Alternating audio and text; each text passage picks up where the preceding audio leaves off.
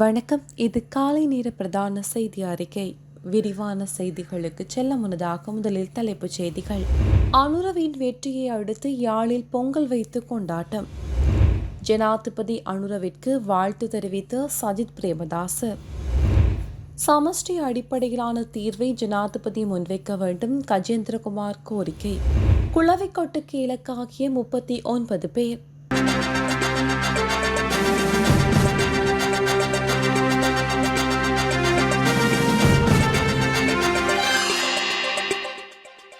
இரண்டாயிரத்தி 24ஆம் ஆண்டு ஜனாதிபதி தேர்தலில் தேசிய மக்கள் சக்தியின் தலைவர் அனுரகுமார் திசாநாயக்க வெற்றி பெற்றதை அடுத்து யாழ்ப்பாணம் தேசிய மக்கள் சக்தி அலுவலகத்தில் பொங்கல் வைத்து கொண்டாடப்பட்டுள்ளது. தேசிய மக்கள் சக்தியின் ஆதரவாளர்களால் இந்த நிகழ்வு முன்னெடுக்கப்பட்டுள்ளது. இதேவேளை அனுரகுமார் திசாநாயக்க 9வது நிறைவேற்று அதிகாரம் கொண்ட ஜனாதிபதியாக நேற்று காலை ஜனாதிபதி செயலகத்தில் பதவி பிரமாணம் செய்து கொண்டுள்ளமை குறிப்பிடத்தக்கது. ஐக்கிய மக்கள் சக்தியின் தலைவர் சஜித் பிரேமதாச ஜனாதிபதி அனுரகுமார் திசாநாயக்கவுக்கு வாழ்த்தினை தெரிவித்தார்.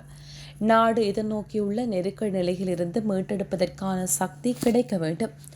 நாடாளுமன்றத்திலும் அதற்கு வெளியிலும் எடுக்கப்படும் ஜனநாயக தீர்மானங்களுக்கு முகம் கொடுக்க ஐக்கிய மக்கள் கூட்டணி தயாராக உள்ளது.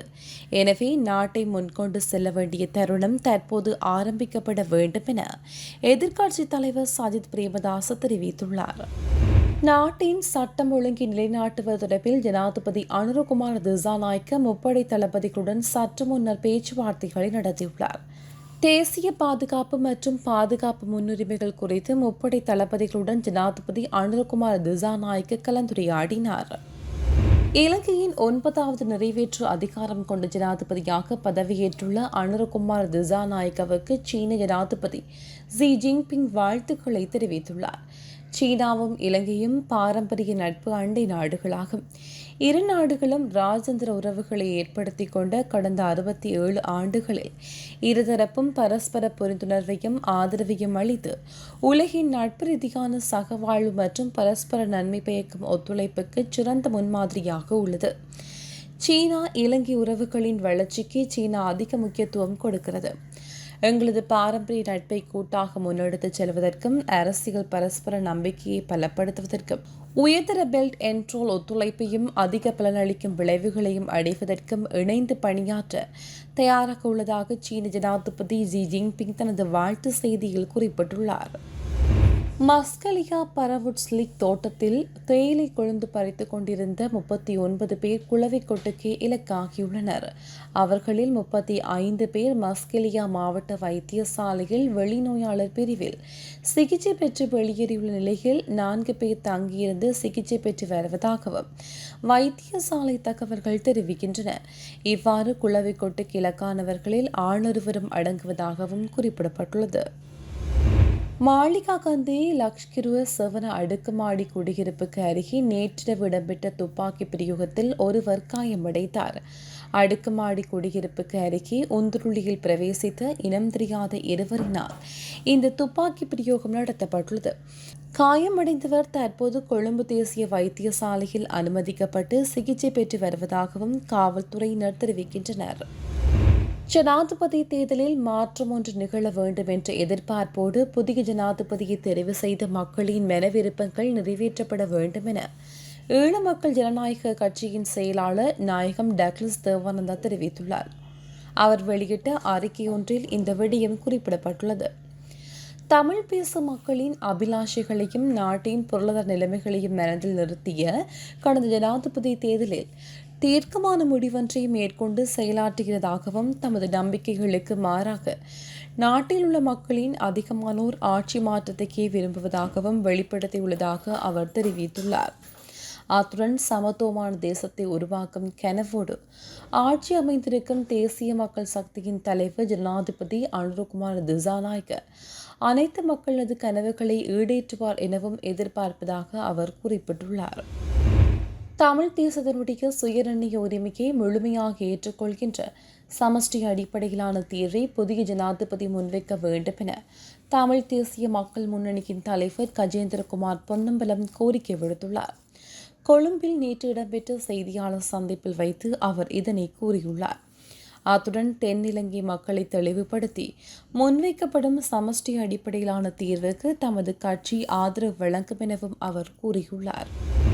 சுற்றுலா நியூசிலாந்து மற்றும் இலங்கை அணிகளுக்கு இடையிலான முதலாவது டெஸ்ட் கிரிக்கெட் போட்டியில் இலங்கை அணி 63 ஓட்டங்களை வெற்றி பெற்றது.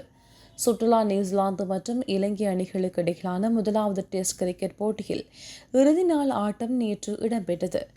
காலி சர்வதேச விளையாட்டு மைதானத்தில் இடம்பெற்ற இந்த போட்டியில் தமது முதலாவது இன்னிங்ஸுக்கான துடுப்படுத்தாடிய இலங்கை அணி சகல விக்கெட்டுகளையும் இழந்து 305 ஓட்டங்களை பெற்றுக்கொண்டது. இதனைத் தொடர்ந்து தமது முதலாவது இன்னிங்ஸுக்காக துடுப்படுத்தாடிய நியூசிலாந்து அணி சகல விக்கெட்டுகளையும் இழந்து 340 ஓட்டங்களை பெற்றுள்ளது. இந்த நிலையில் தமது இரண்டாவது இன்னிங்ஸுக்காக துடுப்படுத்த ஆடிய இலங்கை அணி சகல விக்கெட்டுகளையும் இழந்து 309 ஓட்டங்களை பெற்று 275 ஓட்டங்களை நியூசிலாந்து அணிக்கு வெற்றி இலக்காக நிர்ணயித்துள்ளது. வெற்றி இலக்கை நோக்கி தமது இரண்டாவது இன்னிங்ஸுக்கு துடுப்படுத்த ஆடிவரும் நியூசிலாந்து அணி நேற்றைய 4ஆம் நாள் ஆட்ட நேர முடிவில் 8 விக்கெட்டுகளை இழந்து 207 ஓட்டங்களை பெற்றுள்ளது. இந்த நிலையில் போட்டியில் இறுதி நாளான இன்றைய தினத்தில் வெற்றி பெறுவதற்கு 68 ஓட்டங்களை பெற வேண்டிய போராடிய நியூசிலாந்து அணி சகல விக்கெட்டுகளையும் இழந்து தோல்வியை தழுவியுள்ளது. இந்த வெற்றியின் மூலம் உலக டெஸ்ட் சாம்பியன் புள்ளி பட்டியலில் இலங்கை அணி 3வது இடத்திற்கு முன்னேறியுள்ளது. தென் அமெரிக்காவின் பல பகுதிகளில் பாரியளவு வறட்சி நிலவி வருவதாக தெரிவிக்கப்படுகிறது. அதற்கமைய ஈக்வடோரில் கடந்த 60 ஆண்டுகளில் இல்லாத அளவு வறட்சி ஏற்பட்டுள்ளதாகவும் குறிப்பிடப்படுகிறது. 2 மாதங்களுக்கு மேல் அங்கு மழை பெய்யாதன் காரணமாக தண்ணீருக்கு தட்டுப்பாடு நிலவி வருகிறது. அத்துடன் தென் அமெரிக்காவின் 15க்கும் மேற்பட்ட நகரங்களும் வறட்சி குறித்த சிவப்பு எச்சரிக்கை விடுக்கப்பட்டுள்ளதாக வெளிநாட்டு ஊடகங்கள் தெரிவிக்கின்றன. அத்துடன் குறித்த பகுதிகளில் நாளொன்றுக்கு 15 மணித்தியாலங்களுக்கு மின் விநியோக தடை அமுல்படுத்தப்பட்டு வருவதாகவும் குறிப்பிடப்படுகிறது. இலங்கையின் 9வது நிறைவேற்று அதிகாரம் கொண்ட ஜனாதிபதியாக தேர்வு செய்யப்பட்டுள்ள அனுரகுமார திசாநாயக்கவுக்கு இலங்கைக்கான ஜப்பான் தூதுவரும் வாழ்த்துக்களை தெரிவித்துள்ளார். இலங்கை மற்றும் ஜப்பானுக்கு இடையிலான நீண்டகால நட்புறவை பேணி பாதுகாத்து புதிய ஜனாதிபதியுடன் தொடர்ந்தும் பயணிக்க ஜப்பான் விரும்புவதாகவும் அவர் குறிப்பிட்டுள்ளார். சின்ன சேனலுக்கு எதாக இருந்தாலும் அது கொஞ்சம் ஆதரவு கொடுங்க. உங்கள் பொண்ணான கையை கொண்டு அந்த பெல்லில் தட்டிடுங்க. அவங்களுக்கு சப்ஸ்கிரைபர் 5-10 ஏறுனா அவங்க மனசு சந்தோஷப்படும். அவங்க வீடியோவும் பாருங்கள்.